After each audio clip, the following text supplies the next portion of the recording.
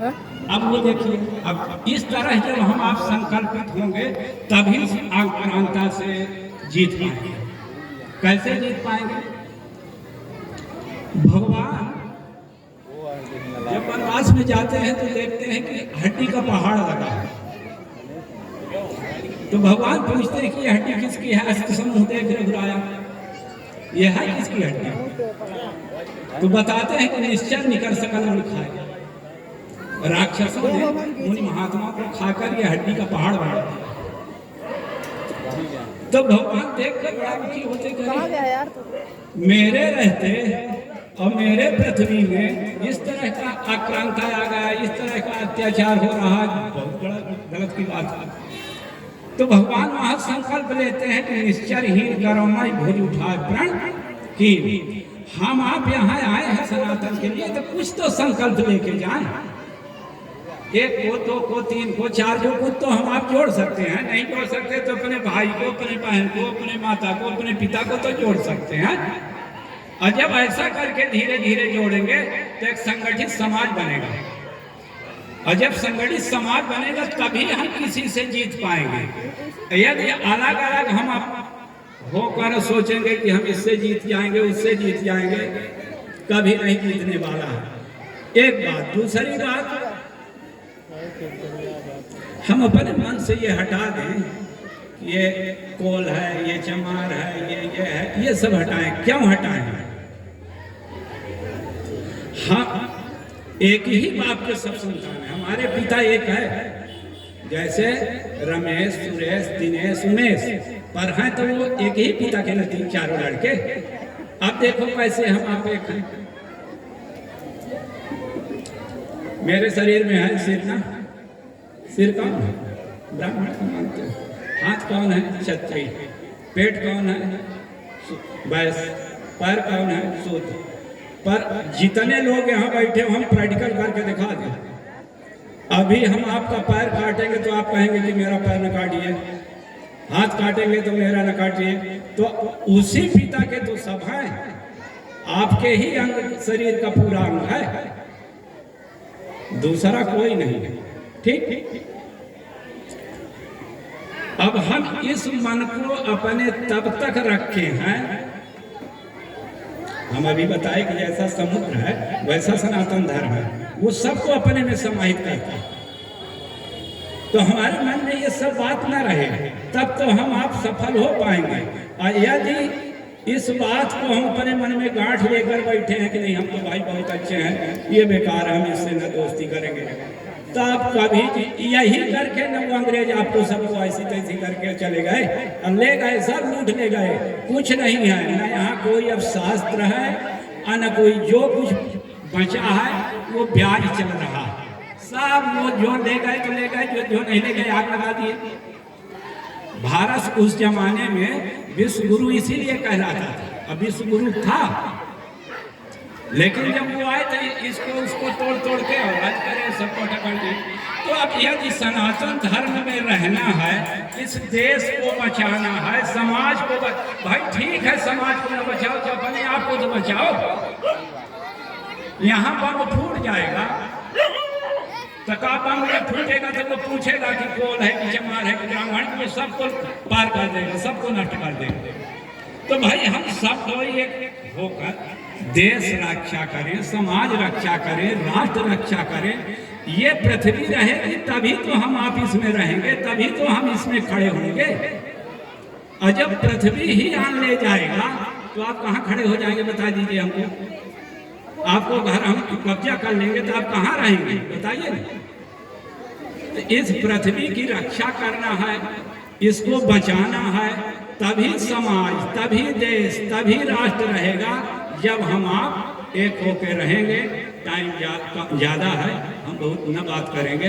बोलिए नरसिंहदास महाराज की।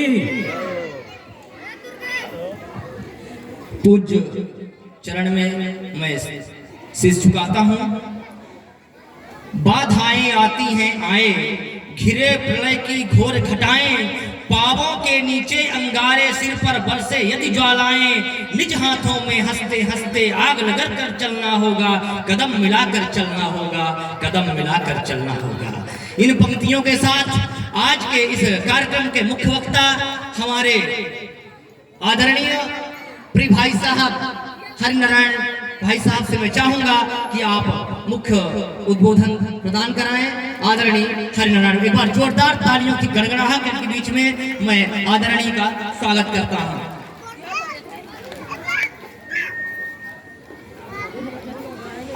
आज के विशाल हिंदू सम्मेलन में परम सिद्ध संत जगत गुरु स्वामी विष्णुदेव प्रपन्नाचार्य जी महाराज इस हिंदू सम्मेलन के संयोजक राम सुशील जी,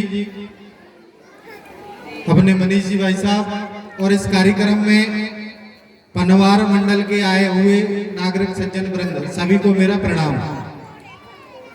भूखे भजन ना हो गोपाला, लेकिन राम सुशील जी के कारण थोड़ा सा आप लोगों के पेट में हो सकता है चूहे दौड़ रहे होंगे, क्योंकि भंडारा के समय तो 2 बजे था, अब 3:45 हो गए। हम लोग आए भी 100 किलोमीटर दूर से, तो आप लोग बताइए विषय रखना है कि भंडारा शुरू करना है? हाँ, भंडारा भी शुरू हो सकता है, क्योंकि आपको समय नहीं है कि यथा राजा तथा प्रजा। अब तो जैसी प्रजा है वैसे ही राजा होना पड़ेगा राजा का। तो ये जो वर्ष है 2025 और 26 तो निकल गया, 2026 ये हमारे लिए महत्वपूर्ण है, भारतवर्ष के लिए। इसमें 4 प्रमुख कारण हैं और वो कार्यक्रम के रूप में हम सब मनाने वाले हैं। पहला है हमारे भगवान बिरसा मुंडा का 150वां जन्म जयंती वर्ष। 150 वर्ष पूर्व अपने देश में एक ऐसे काल में जिनका जीवन लंबा नहीं था, क्योंकि लंबा जीवन भगवान बहुत लोगों को देता है, लेकिन उनका जीवन छोटा था लेकिन सफल था। और ऐसे ईसाइयों का जो चक्र चल रहा था, जो आजकल अभी भी चल रहा है धर्म परिवर्तन का, उस चक्र को 150 वर्ष पूर्व जन्मे एक वनवासी बालक ने उस चक्र को समझ के उनके चक्र को विफल करने का प्रयास किया। ऐसे भगवान बिरसा मुंडा जी का जन्म 150 हम वर्ष भर मना रहे हैं। अंग्रेजों की उस समय नाक में दम करने का कारनामा उन्होंने किया था, इसलिए हम छोटे छोटे स्तर में वो कार्यक्रम करेंगे। आप लोग भी उनकी पुस्तक और उनके बारे में जानकारी लेके समाज में वो अपन सबको बताना ही है। आज से लगभग 150 वर्ष पूर्व वंदे मातरम गीत, वंदे मातरम मतलब क्रांतिकारी, कुल मिला के देशभक्ति की एक भावना है। वो वंदे मातरम जो बोलता है, अपने आप में एक अंदर एक ऊर्जा और एक स्फूर्ति का संचार होने लगता है। ऐसे गीत के भी 150 वर्ष पूर्व हो गए। ऐसा गीत, जिस गीत को बोल के पहला भारत का विभाजन जब अंग्रेजों ने किया, बंग भंग, तो केवल वंदे मातरम बोल के वो कैंसिल मतलब विफल हो गया। और उसी गीत का जब विभाजन हुआ 1937 में, तो 1947 में भारत का विभाजन हो गया। ऐसे गीत को काट दिया गया। इसलिए वंदे मातरम की भी 150वीं वर्षगांठ हम मना ही रहे हैं। आप सब लोग उस गीत के बारे में, उस गीत की जानकारी और उसका अध्ययन आप लोग करिए। और आज से लगभग 350 वर्ष पूर्व जब हिंदू समाज पर बड़ी विपत्ति छाई थी, विदेशी आक्रांता जो केवल अपने तलवार की दम पे हिंदू समाज के लोगों को धर्म परिवर्तन करके, उनको भ्रष्ट करके ये सारा कार्यक्रम कर ही रहे थे। लगातार मंदिर तोड़े जा रहे थे, मूर्तियां तोड़ी जा रही थी। और ऐसे बीच में एक गुरु जिनने हिंदू समाज को बचाने का काम किया, तेग बहादुर जी, जिनने अपने पूरे परिवार को बलिदान कर दिया। केवल वो नहीं, उनके बेटे गुरु गोविंद सिंह, उनके बेटे, चारों बेटे, और अपना शीश हंसते हंसते इस समाज के लिए निछावर कर दिया। ऐसे अद्वितीय समर्पण, वो समर्पण की गाथा हम सबको मालूम हो उनके बारे में, क्योंकि अगर वो नहीं होते तो हम भी नहीं होते। कश्मीर के पंडित बेचारे भागे भागे उनके पास आए थे कि बचाइए, ये संकट की घड़ी में केवल आप ही हिंदू समाज की रक्षा कर सकते हैं। और उन्होंने कहा आप जाओ बता दो उसको कि अगर तेग बहादुर जी का धर्म परिवर्तन करा लिया तो हम सब कर लेंगे। ऐसे समय में वो हिंदू समाज के लिए खड़े हुए। उनकी 350वीं वर्षगांठ जन्म जयंती अपन शहादत दिवस मना ही रहे। और चौथा है राष्ट्रीय स्वयंसेवक संघ। आज जैसे 100 वर्ष पूर्व इस हिंदू समाज, हिंदू संस्कृति और हिंदू धर्म और जो ये तो हिंदू राष्ट्र है, इसकी सर्वांगीण उन्नति करने के लिए राष्ट्रीय स्वयंसेवक संघ बना। सर्वांगीण उन्नति मतलब क्या? तो केवल एक प्रकार की नहीं, सब प्रकार की। उसकी स्थापना की एक डॉक्टर हेडगेवार ने। नागपुर के रहने वाले थे। बचपन में ही उनके माता पिता चले गए प्लेग की बीमारी में। अब सोचिए 5-7 वर्ष की उम्र में जिनके माता पिता का देहांत हो जाए, वो बच्चा क्या बनता है? पढ़ाई तो दूर, उसके मोहल्ले में भी उसका कैसा आचरण रहता है हम सब जानते हैं। इनके बचपन में माता पिता चले गए, लेकिन बोलते हैं ना कि वो कोई बड़ा काम कराने के लिए भगवान अवतार लेता है। तो ये अतिशयोक्ति नहीं है कि ये भी इनके अंदर भी कुछ ना कुछ अंश ईश्वर का रहा होगा कि माता पिता का सिर पे हाथ ना रहते हुए भी इनको लगा कि इस देश को गुलामी से मुक्त कराना है। इसलिए बचपन में ही एक किला था सीतावर्णी, उस पे अंग्रेजों का ध्वज लहराता रहता था। 5वीं 6वीं कक्षा में थे, लेकिन उनके मन में उस समय आया कि ये ध्वज जो है ना, ये अंग्रेजों का ध्वज है, इसको निकालना पड़ेगा। हम भारत है, ये हम पे कब्जा करे हैं। और उस ध्वज को निकालने के लिए सोचिए छोटे से बच्चे सुरंग खोदने का प्रयास कर रहे थे।